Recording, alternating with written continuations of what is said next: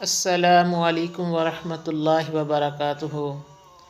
ہم رمضان المبارک کا استقبال کیسے کریں؟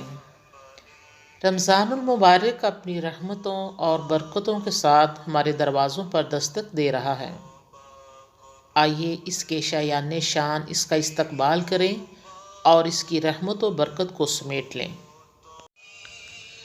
اللہ تعالیٰ نے اس ماہ مبارک کو بہت ہی خصائص اور فضائل کی وجہ سے دوسرے مہینوں کے مقابلے میں ایک ممتاز مقام عطا کیا ہے۔ جیسے اس ماہ مبارک میں قرآن مجید کا نزول ہوا، شہر رمضان الذی انزل فیہ القرآن۔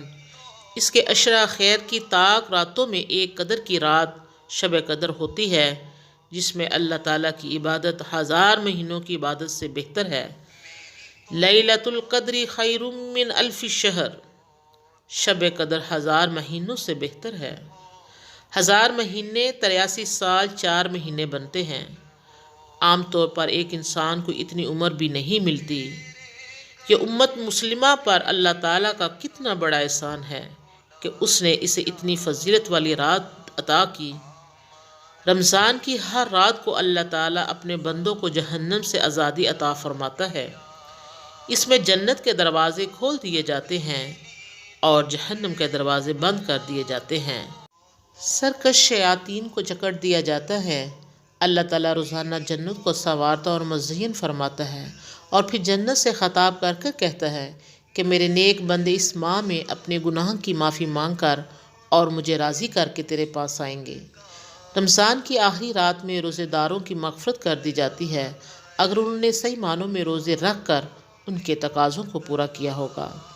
جب تک روزے دار روزہ افطار نہیں کر لیتے، فرشتے ان کے حق میں رحمت و مغفرت کی دعائیں کرتے رہتے ہیں۔ روزے دار کے منہ کی بو اللہ تعالیٰ کے ہاں کستوری کی خوشبو سے زیادہ پاکیزہ اور خوشگوار ہے۔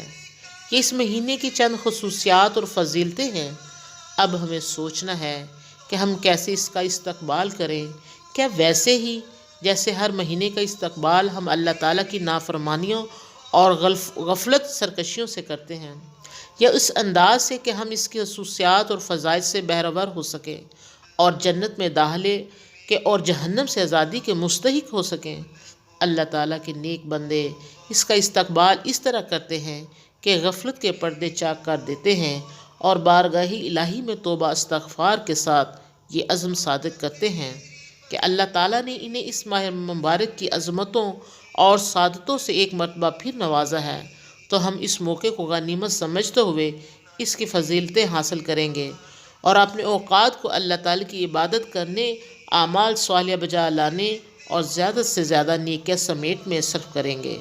اس لیے ضروری ہے کہ ہم یہ سمجھیں کہ اس مہینے کے کون سے وہ اعمال صالحہ ہیں جن کی خصوصی فضیلت اور تاکید بیان کی گئی ہیں۔